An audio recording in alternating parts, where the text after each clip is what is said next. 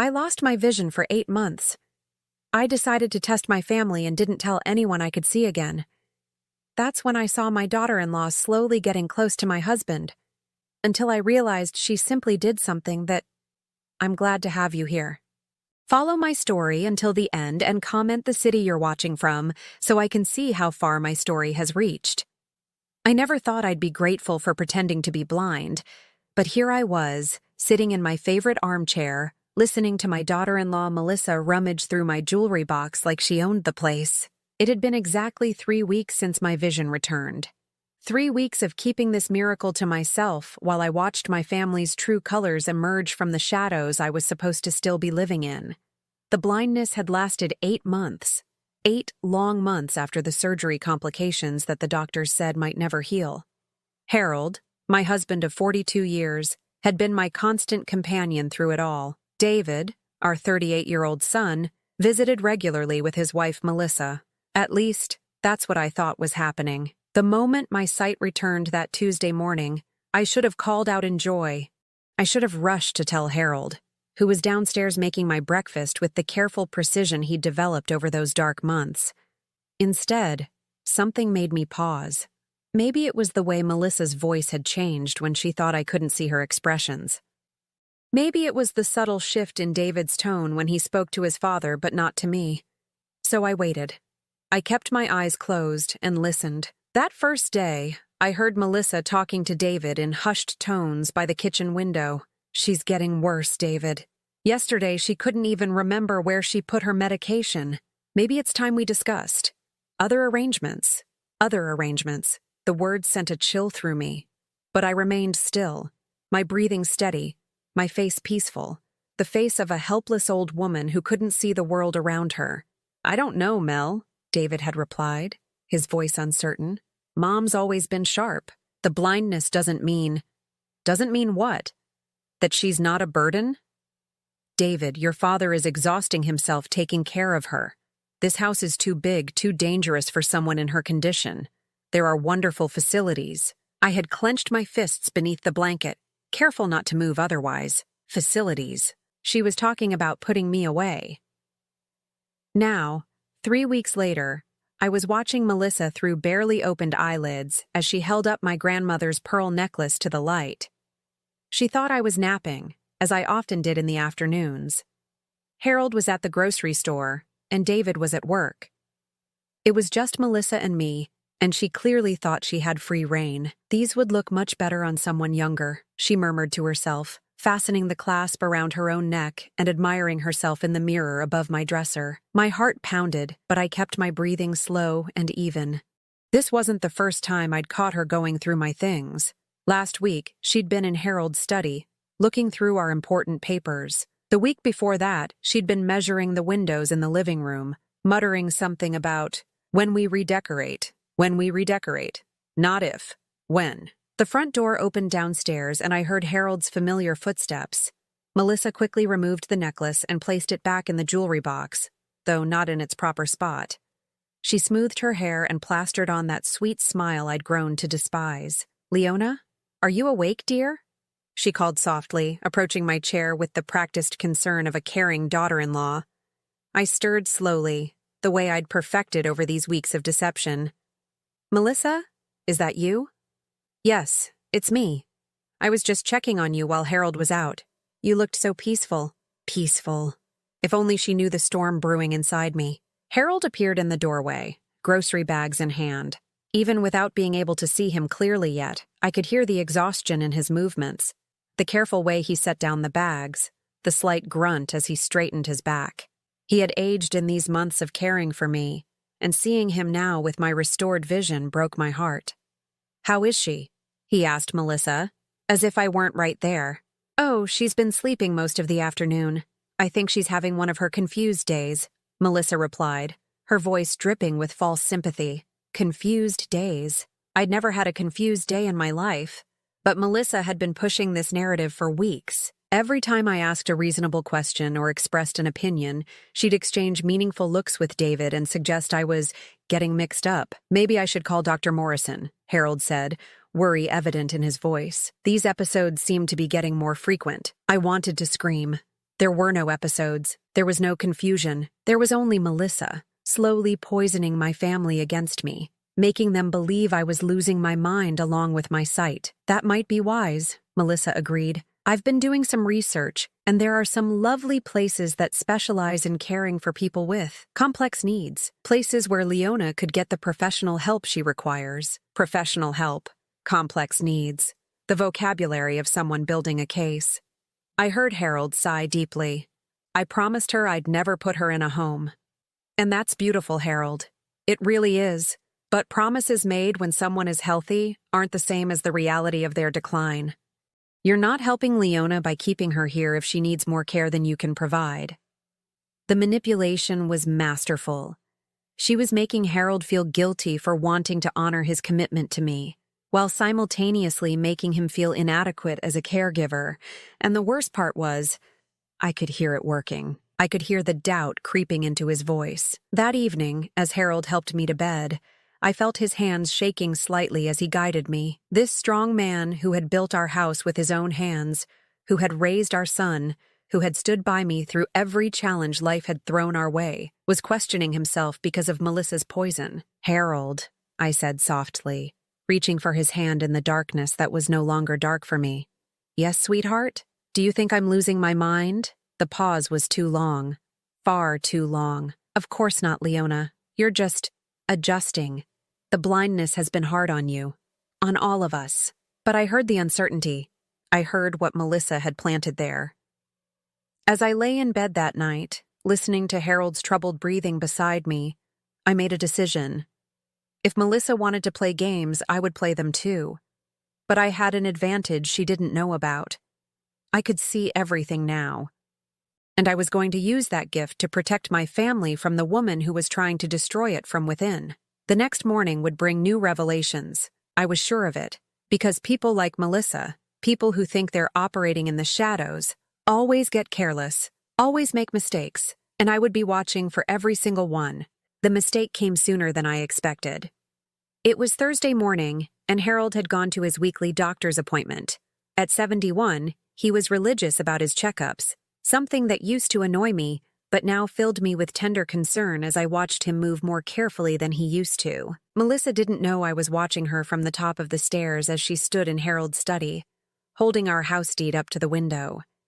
She had a small camera in her other hand, photographing the document page by page. My blood turned to ice. I crept closer, my bare feet silent on the hardwood floor I'd walked for over 4 decades.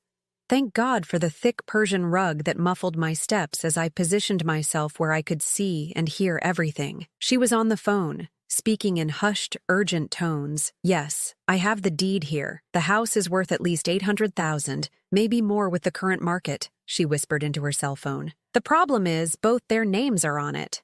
A pause as whoever was on the other end responded. I know. That's why we need the power of attorney first. Once David has that, we can start the process. The old man trusts him completely. My heart hammered against my ribs. Power of attorney. They were planning to take legal control of our lives, our assets, everything Harold and I had built together. She's getting worse, Melissa continued. And I realized she was talking about me. Yesterday, she forgot David's middle name. Harold's starting to see it too. The confusion, the memory lapses. It won't be long before he agrees she needs professional care. Memory lapses. I had never forgotten David's middle name, Thomas, after Harold's father. I'd chosen it myself 38 years ago, but I realized with growing horror that Melissa had been setting these traps, asking me questions when I was supposedly disoriented from my episodes, then reporting my perfectly normal responses as confusion. The facility I found takes the house as collateral for long-term care. It's perfect. She gets the care she needs, Harold gets relief from the burden, and the family assets are protected. Protected? What a twisted way to describe theft. I heard the front door open downstairs. Harold was back early. Melissa quickly ended her call and shoved the deed back into Harold's filing cabinet, but not before I noticed she'd left the drawer slightly open. She was getting careless in her eagerness. Leona? Harold called from downstairs. I'm back, sweetheart. I hurried back to our bedroom, slipping under the covers and closing my eyes just as I heard Melissa's heels clicking down the stairs. "Oh, Harold, you're back already," Melissa said, her voice bright and innocent. "I was just checking on Leona. She seemed restless this morning. How was she?" Harold asked, and I could hear the worry that had become a constant companion in his voice. "Well?" Melissa hesitated, and I knew she was preparing another lie. "She asked me 3 times who I was, and she seemed confused about where she was. She kept asking if this was her house. I had done no such thing. I'd been asleep when she arrived, genuinely asleep, tired from my late-night vigil of watching and listening. Maybe I should stay home with her today," Harold said. "Harold, you can't put your life on hold. You need to take care of yourself, too. I can stay with her if you're worried." "No." The last thing I wanted was to be alone with Melissa for an entire day. "Actually," I called out weakly, "I think I'd like to come downstairs, get some fresh air." I heard their footsteps approaching, and I arranged myself to look frail and disoriented. Melissa appeared first, her smile not quite reaching her eyes when she looked at me. "Good morning, Leona. How are you feeling today?"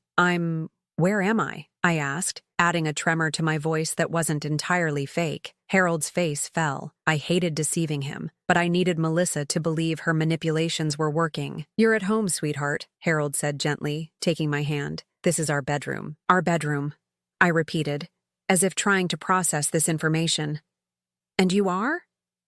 The pain that flashed across Harold's face nearly broke my resolve, but I saw Melissa's satisfied smile, and I knew I had to continue this performance. Over the next few hours, I played the role of a confused, declining woman while secretly observing everything. I watched Melissa text someone frequently, probably updating them on my condition. I noticed her taking pictures of our photo albums, our antique furniture, anything of value. But the most chilling moment came when David arrived for lunch. "How's Mom today?" he asked Melissa quietly, thinking I couldn't hear from my chair by the window. "Worse," Melissa replied sadly. "This morning she didn't recognize me at all, and she's been asking strange questions about the house, like she doesn't understand where she is." David looked troubled. "Maybe we should talk to Dad about, getting her some help." "I think so too. I've been researching facilities, and there's one about an hour from here that specializes in patients with her condition. They have a wonderful program for people with vision loss and cognitive decline." Cognitive decline. There it was again. The narrative she was building brick by brick. "It would be hard on Dad," David said. "It would be harder on him if something happened to her here. What if she wanders off? What if she falls down the stairs? David, your mother needs professional supervision." I watched my son's face crumble as he absorbed these manufactured fears. Melissa was brilliant, I had to admit. She wasn't just stealing our assets. She was convincing our family that it was for our own good. That afternoon, while Harold napped and David had returned to work, I overheard Melissa make another phone call. This time she was in the kitchen, and I was positioned at the top of the stairs where I could hear every word. "The son is almost convinced," she said. "It's the husband who's being stubborn. He keeps saying he promised never to put her in a home." A pause. "No, we can't rush it. If we push too hard, he'll get suspicious. But I think by next month we'll have enough documentation of her decline to justify the move. Once she's in the facility, getting power of attorney will be simple. The husband will be grateful for the help." Documentation of her decline. I realized with growing dread that Melissa had been creating a paper trail, probably recording my confused moments, maybe even working with someone at a medical facility to build a case for my incompetence. "The house alone will cover the first 5 years of care," she continued. "And there are other assets, investments, savings accounts. The old man has been more successful than they let on." My hands clenched into fists. Our life savings, Harold's pension, the investments we'd carefully built for our retirement and to leave something for David, she was planning to take it all. "Don't worry," she said with a laugh that chilled me to the bone. "By Christmas, this will all be resolved. The old lady will be safely tucked away, and we can finally start living the life we deserve." The life they deserved, built on lies, theft, and the betrayal of the very people who had welcomed Melissa into our family. As I sat there in my supposed blindness, I felt something I hadn't experienced in years, pure, cold rage. But beneath the rage was something else, determination. Melissa thought she was playing chess with blind opponents. She had no idea that I could see every move she was making, and I was already planning my counterattack. Tomorrow, I would start gathering my own evidence. And unlike Melissa's fabricated documentation, mine would be the truth. The betrayal I witnessed on Friday evening nearly shattered what was left of my faith in humanity. I was in the kitchen, supposedly fumbling around trying to make myself tea, when I heard Melissa's voice coming from the living room. But this wasn't her usual tone. This voice was soft, sultry. Nothing like the crisp efficiency she used when speaking to David, or the false sweetness she reserved for me. "Harold, you look so tired," she was saying. "You're carrying too much on your shoulders." I froze, the teacup trembling in my hands. Through the kitchen doorway, I could see them clearly. Melissa had positioned herself on the couch next to Harold, closer than any daughter-in-law should sit to her husband's father. Her hand was resting on his arm. "I'm fine, Melissa," Harold replied, but I could hear the exhaustion in his voice. The man who had once worked 16-hour days building our construction business now struggled to get through basic daily tasks. "No, you're not fine," Melissa said, her voice dropping to an intimate whisper. "I see how you sacrifice yourself for Leona." "It's beautiful, Harold. It really is. But who's taking care of you?" My blood turned to ice as I watched her lean closer to my husband. Her hand moved from his arm to his shoulder, her fingers kneading gently. "You're tense," she murmured. "When's the last time someone took care of your needs?" Harold shifted uncomfortably, but he didn't immediately pull away. "Melissa, I don't think—" "Shh," she whispered, moving behind him now, her hands on both his shoulders. "Just let me help you relax. You do so much for everyone else." I gripped the counter, my knuckles white with rage and disbelief. This woman, this creature I had welcomed into my home, was attempting to seduce my husband while I stood helpless in the next room, supposedly blind and unaware. "You know," Melissa continued, her hands working down Harold's shoulders, "David won't be home for hours, and Leona is having one of her difficult days. It's just us." The implication hung in the air like poison. Harold's voice was strained when he spoke. "Melissa, this isn't appropriate, isn't it?" she asked, moving around to face him again. I could see her clearly now, sitting on the edge of the coffee table directly in front of Harold's chair, her knees almost touching his. "Harold, you're a vibrant, attractive man. You deserve companionship. You deserve someone who can appreciate you." She reached out and touched his face, her thumb tracing along his jawline. "Someone who can see you for the strong, capable man you are, instead of just seeing you as a caregiver." My heart was pounding so hard I was afraid they would hear it.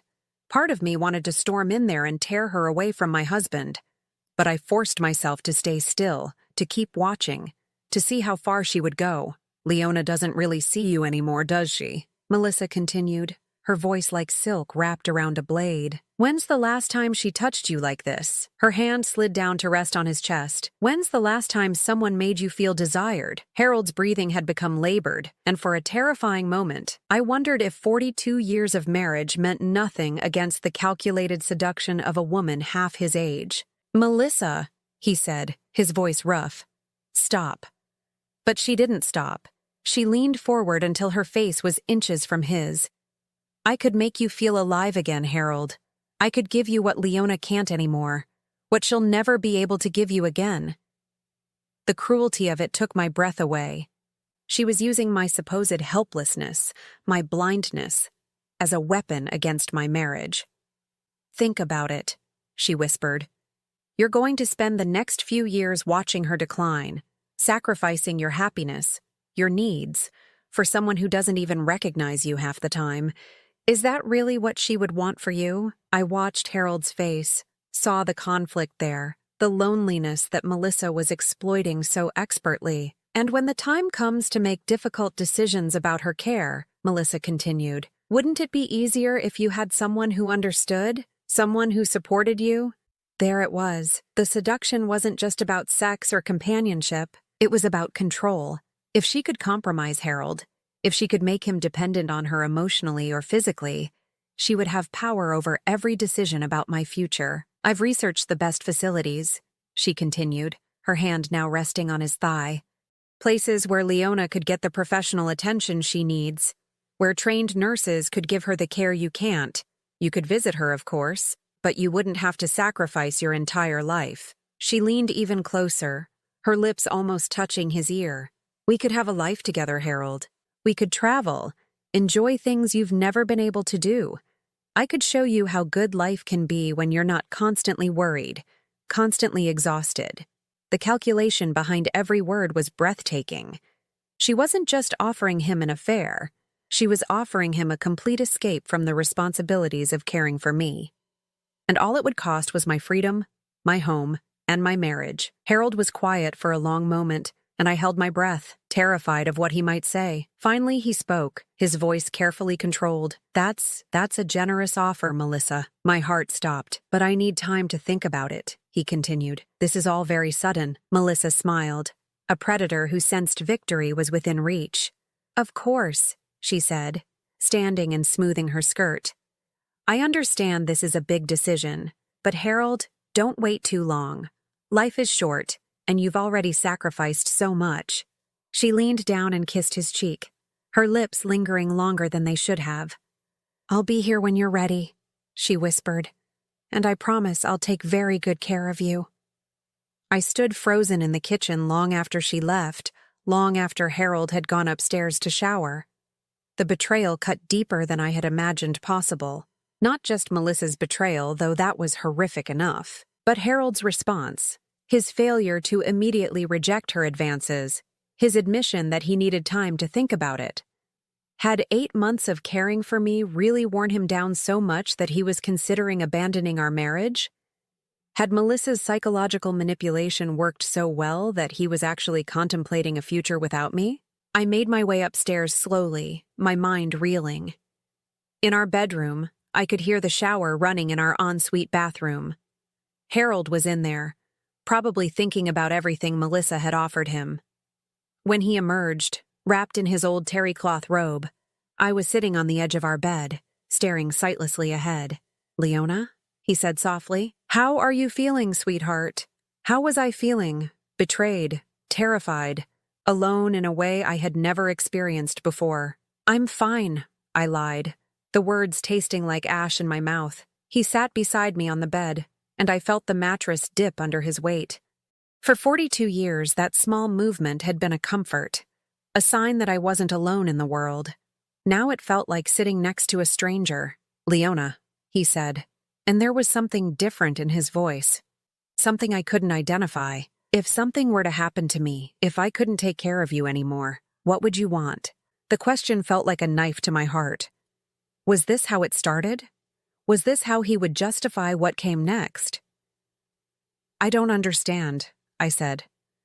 I just mean, hypothetically, if I became ill, or if something happened, would you want to stay in the house, or would you consider other options? Other options. Melissa's poison was already working. I would want to stay here, I said firmly. This is our home, Harold. We built this life together, but if staying here wasn't safe, if you needed more care than I could provide, I turned toward him, wishing I could let him see that I was looking directly into his eyes. Harold, are you trying to tell me something? A long pause. Then he took my hand in his, and his touch felt different somehow. Guilty. No, sweetheart. I just worry about you. About us. I want to make sure you're safe. Safe. The same word Melissa had used to justify her theft of our lives. That night, I lay awake beside my husband of 42 years, wondering if I really knew him at all, wondering if Melissa's seduction would succeed where her manipulation had failed. But as the hours passed, and I listened to Harold's restless sleep, I began to notice something else. He was talking in his sleep, something he rarely did. No, he mumbled. Can't do that to Leona. Can't. Hope flickered in my chest like a candle in the wind. Maybe, just maybe, there was more to Harold's response than I had realized. Maybe the man I had loved for 4 decades was still in there, fighting against the web Melissa was weaving around us all. The truth came to me in fragments over the next 3 days, like pieces of a puzzle I hadn't realized I was solving. It started Monday morning when I overheard Harold on the phone with someone, speaking in hushed tones from his study. I had positioned myself in the hallway, pretending to navigate my way to the bathroom, when his words stopped me cold. "Yes, I got everything on tape," he was saying. The conversation from Friday night, all of it. My breath caught in my throat. Harold had recorded Melissa's attempted seduction? "I know it was hard to watch," he continued, "but we needed evidence of her real intentions. The way she tried to manipulate me, using Leona's condition against our marriage. It's all documented now." Relief flooded through me so suddenly that I had to lean against the wall to keep from collapsing. Harold hadn't been tempted by Melissa's advances. He had been gathering evidence. "She's getting more desperate," Harold continued. "Yesterday, she suggested I might want to consider updating my will, said it would be wise to plan for contingencies. She's not even trying to be subtle anymore." I crept closer to the study door, straining to hear every word. "No, Leona doesn't know yet. She's been through enough. But Tom, I think it's time we move to the next phase. How quickly can your team get everything together, Tom?" I remembered Harold mentioning Tom Richardson, a private investigator he'd worked with years ago during some business disputes. Harold hadn't just been passively collecting evidence, he'd been conducting a full investigation. After Harold left for what he told me was a doctor's appointment, I sat in my chair by the window, my mind reeling with this new information. If Harold was working with a private investigator, how long had he known about Melissa's plans? How long had he been protecting me while I thought he was betraying me? The answer came that afternoon when Melissa arrived for her usual check-in on me. But this time, she wasn't alone. David was with her, and from their hushed conversation in the entryway, I could tell something had changed. "Are you sure about this?" David was asking, his voice strained with anxiety. "David, we've talked about this. Your mother is getting worse every day. This morning, she didn't even recognize Harold when he brought her breakfast." Another lie. Harold hadn't brought me breakfast. I'd made my own while he was out, something I'd been secretly doing for weeks. But moving this fast. "The facility has an opening now," Melissa interrupted. "If we wait, we might not get another chance for months. And honestly, I don't think your father can handle much more of this." They moved into the living room where I was supposedly napping in my chair. I regulated my breathing, feigning the deep sleep of an exhausted invalid. "Look at her, David," Melissa said softly. "She's just gone. The woman who raised you isn't really here anymore." I felt David's presence as he moved closer to my chair. The pain in his voice when he spoke nearly broke my heart. "I hate seeing her like this. Mom was always so strong, so independent." "I know, sweetheart, but keeping her here isn't helping anyone. Your father is exhausting himself, and she's not getting the specialized care she needs." Specialized care, the same euphemism she'd been using for weeks to describe what was essentially a prison sentence. "The papers are all ready," Melissa continued. "The facility director said they can take her as early as Thursday. All we need is Harold's signature on the admission forms." "What about the power of attorney?" "That comes after she's settled in. Once the doctors there confirm her cognitive decline, getting legal guardianship will be straightforward. Then we can make the financial decisions that need to be made." Financial decisions. There it was again. The real motive behind all of this. "The house will need to be shown to potential buyers soon," Melissa added. "I've already contacted a realtor. With the market the way it is, we should be able to get top dollar." "Buyers?" David sounded shocked. "Melissa, this is the family home. Mom and Dad built this place." "David, be practical. Once your mother is in care, your father won't want to stay here alone with all these memories. It would be cruel to expect him to maintain a house this size by himself." She was brilliant, I had to admit. Every argument she made sounded reasonable on the surface, motivated by concern for our well-being rather than greed. "I've found a lovely condo for Harold," she continued. "Modern, easy to maintain, much more appropriate for a man his age. And the equity from this house will ensure your mother gets the best possible care." My heart sank as I realized how thoroughly she had planned this. Not only was she stealing our home and our savings, but she was also isolating Harold, moving him into a place of her choosing where she could continue manipulating him. "I don't know," David said, but I could hear his resolve weakening. "It feels like we're making all these decisions without really talking to Dad. Your father is in denial, David. He still thinks your mother might recover, that things might go back to the way they were. But we both know that's not going to happen." The cruelty of her words hit me like a physical blow. She was convincing my son that I was lost forever, that any hope of recovery was delusion. That evening, Harold returned home carrying takeout from my favorite Chinese restaurant, something that had become a weekly tradition during my months of blindness. As we sat together at the kitchen table, sharing lo mein and sweet and sour chicken, I struggled with whether to reveal what I knew. "Harold," I said carefully, "do you ever feel like Melissa is different lately?" He paused, his chopsticks halfway to his mouth. "Different how? I can't put my finger on it. Sometimes when she talks to me, it feels like she's not really talking to me, if that makes sense, like she's performing for someone else." Harold set down his chopsticks and reached across the table to take my hand. His touch was warm, familiar, and I realized how much I had missed the simple comfort of his affection during these weeks of doubt. "Leona," he said gently, "there's something I need to tell you." My heart began to race. Was this when he would tell me about the investigation? Or was this when he would tell me he was leaving me for Melissa? "I know about Melissa," he said simply. I stared at him, forgetting for a moment that I was supposed to be blind. "I've known for weeks. About her plans, about what she's been telling David, about the facility she wants to put you in. You know? I know she's been going through our papers. I know she's been photographing our financial documents. I know she's been spreading lies about your mental state." Relief and confusion warred in my chest. "Then why haven't you stopped her?" Harold's expression grew grim. "Because I needed proof. Real proof that would hold up in court if necessary. Melissa is smart, Leona. She's been very careful about what she says and to whom. If I had confronted her without evidence, she could have turned David against us completely." He squeezed my hand gently. "And there's something else.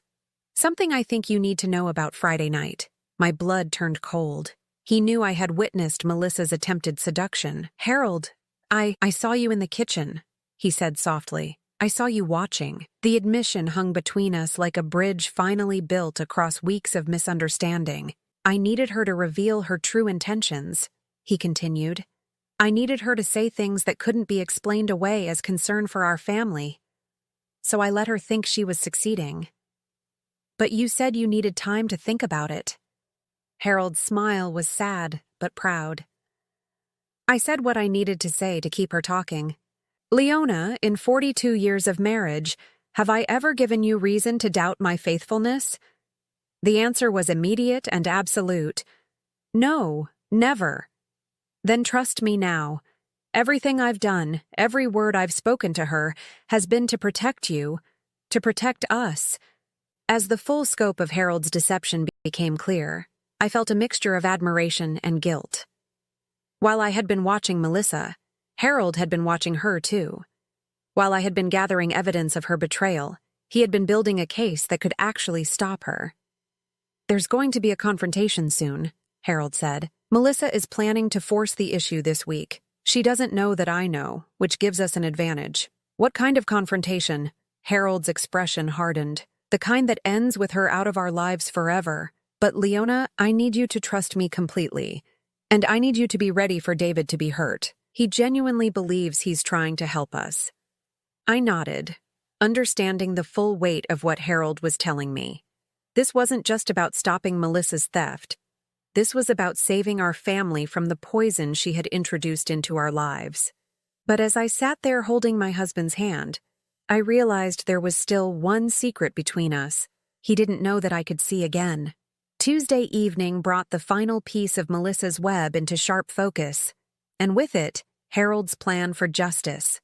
I was in the living room, pretending to struggle with my knitting, when Harold returned from what he'd told me was an appointment with our lawyer. But from the satisfied look on his face and the manila envelope in his hand, I suspected this meeting had been about something far more significant than updating our wills. "Leona," he said, settling into his chair beside me, "I need to tell you what's going to happen tomorrow night." My fingers stilled on the yarn. "Tomorrow night?" Melissa has arranged what she's calling a family meeting. She's convinced David that we need to make immediate decisions about your care. She's planning to present me with admission papers for the Willowbrook facility and pressure me to sign them in front of David. The facility she'd researched, the one that would take our house as collateral. My stomach clenched with dread and anticipation. She doesn't know that I've already visited Willowbrook, Harold continued, his voice taking on a hard edge I rarely heard, or that I've spoken with their administrator about their policies regarding patient assets. I set down my knitting, giving Harold my full attention while maintaining the careful posture of someone who couldn't see his face. Harold, what did you find out? Willowbrook requires patients to sign over all major assets upon admission. Houses, investment accounts, everything goes into their management.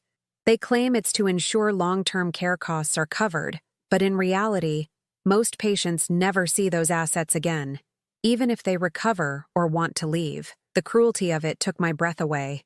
Melissa hadn't just been planning to steal our home. She'd been planning to trap me in a place where I would have no legal recourse to reclaim what was ours. But that's not the worst part, Harold continued. I also discovered that Melissa has been in contact with Willowbrook for over 2 months. She's already filled out preliminary paperwork listing herself and David as your emergency contacts and medical decision-makers. Without our knowledge? Completely fraudulent, but difficult to prove without the right evidence, which is why I've been letting her think her plan was working. Harold leaned forward, and I could feel the intensity of his gaze, even though I kept my eyes focused somewhere past his shoulder. Tomorrow night, she's going to make her move. She'll present the admission papers. She'll have David there to support her arguments about your declining condition, and she'll push for immediate action. And what are we going to do? For the first time in weeks, Harold's smile was genuine and fierce. We're going to give her exactly what she thinks she wants, and then we're going to destroy her. That night, Harold explained his plan in detail. It was elegant in its simplicity and devastating in its thoroughness. Tom Richardson has been documenting everything, Harold said as we lay in our bed, speaking in whispers even though we were alone. The photographs she took of our documents, the phone calls she made about selling the house, even the conversation she had with Willowbrook about expediting your admission. How did you get recordings of her phone calls?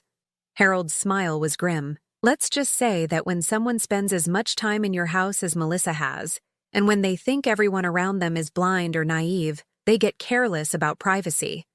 I thought about all the times I'd watched Melissa move freely through our home, making calls, taking pictures, going through our belongings with the confidence of someone who believed she was unobserved. Tomorrow night, Harold continued, I'm going to let her present her case. I'm going to act confused, overwhelmed, maybe even grateful for her guidance. I want her to feel completely confident that she's succeeded. And then I'm going to ask her some very specific questions about her research into care facilities. Questions about how she knew so much about Willowbrook's policies, about how she managed to get such detailed information about their admission process. I could see the trap he was setting. Melissa would have to either admit she'd been planning this for months, or she'd have to lie in ways that could be easily disproven. But Harold, what about David? He genuinely believes he's helping us. Harold's expression grew sad. David is going to be hurt. There's no way around that. But better he learn the truth now than spend the rest of his life unknowingly complicit in what his wife was trying to do to his own parents. The next day passed slowly, each hour bringing us closer to the confrontation that would determine our family's future. Melissa arrived in the afternoon, earlier than usual, her demeanor more businesslike than I'd seen before.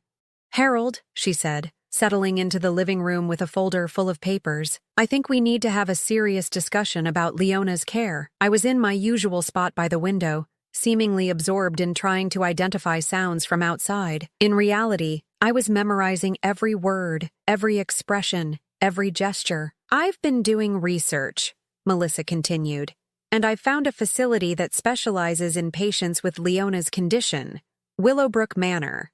They have an excellent reputation and a very comprehensive care program. Harold played his part perfectly, looking overwhelmed and grateful. That's very thoughtful of you, Melissa. I have to admit, I've been struggling with knowing what's best for her. I know you have, Melissa said, her voice dripping with false sympathy. It's clear that you love Leona deeply, but Harold, love sometimes means making difficult decisions. She opened her folder and began spreading papers across the coffee table. I've taken the liberty of getting some preliminary information from Willowbrook. They have an opening available, but we'd need to act quickly. I watched Harold examine the papers, his expression carefully neutral. This is very detailed, he said. How were you able to get so much specific information? For just a moment, Melissa hesitated. I called them, explained our situation. And they shared all of this over the phone? Information about costs? About their asset management policies? Another hesitation, longer this time. I may have visited them, just to make sure they would be appropriate for Leona. When was this? The question hung in the air. I could see Melissa calculating, trying to figure out how much she could admit without revealing the scope of her deception. Recently, she said finally. Within the last few weeks. Harold nodded slowly. And they explained their policy about patient assets, about requiring the transfer of major holdings like houses and investment accounts. Melissa's face paled slightly. That's standard practice for long-term care facilities. It ensures that patients receive consistent care regardless of changes in their family's financial situation. I see. And you discussed the specific value of our house with them? Harold, I don't understand why you're asking all these questions. The important thing is that Leona gets the care she needs. But Harold pressed on, his voice remaining calm and curious. It's just that this paperwork is so comprehensive. It includes information that I don't think I've ever shared with you. Our exact mortgage balance, the assessed value of the property, details about my pension and our investment accounts. The trap was closing, and I could see Melissa beginning to panic. David must have mentioned some of those details, she said quickly. David doesn't know most of those details, Harold replied quietly. At that moment, David's key turned in the front door. He was arriving exactly on schedule, just as Melissa had planned. But now, instead of walking into a scene where his father was gratefully accepting help with a difficult decision, he was walking into an interrogation. Dad? Melissa? David called out as he entered the living room. How's Mom today? She's having a difficult day, Melissa said quickly, trying to regain control of the situation. We were just discussing the arrangements for Willowbrook. David looked relieved. So you're ready to move forward with getting Mom the help she needs? Harold stood slowly, the papers from Melissa's folder in his hand. David, he said quietly, before we make any decisions, there are some things about your wife that you need to know. The color drained from Melissa's face. Harold, I don't think this is the time for— Actually, Harold interrupted, I think this is exactly the time. He walked to his study and returned with a small device I recognized as a digital recorder. David, I want you to listen to something. And Melissa, I want you to explain to your husband how you knew so much about our private financial information. As Harold pressed play on the recorder, Melissa's voice filled the room, crystal clear and damning. The house alone will cover the first 5 years of care. And there are other assets, investments, savings accounts. The old man has been more successful than they let on. David's face went white with shock and disbelief. By Christmas, this will all be resolved. The old lady will be safely tucked away, and we can finally start living the life we deserve. The silence that followed was deafening. David stared at his wife as if seeing her for the first time, while Melissa's carefully constructed world crumbled around her. David, she began, her voice shaking. I can explain— Explain what? David's voice was barely above a whisper. Explain how you've been planning to steal from my parents? Explain how you've been lying to me for months? The confrontation I had been dreading and anticipating was finally here. And as I sat in my chair, still pretending to be the confused, helpless woman Melissa thought I was, I realized that tomorrow would bring the most satisfying moment of my entire life. The family dinner I had been planning for weeks finally arrived on Sunday evening, exactly 1 week after Harold's devastating revelation had shattered Melissa's carefully constructed lies. In the days following that confrontation, our house had become a battlefield. Melissa had tried everything: tears, rage, desperate explanations about how she'd only been trying to help. She'd accused Harold of manipulating the evidence, claimed the recordings were taken out of context, even suggested that his age was making him paranoid and confused.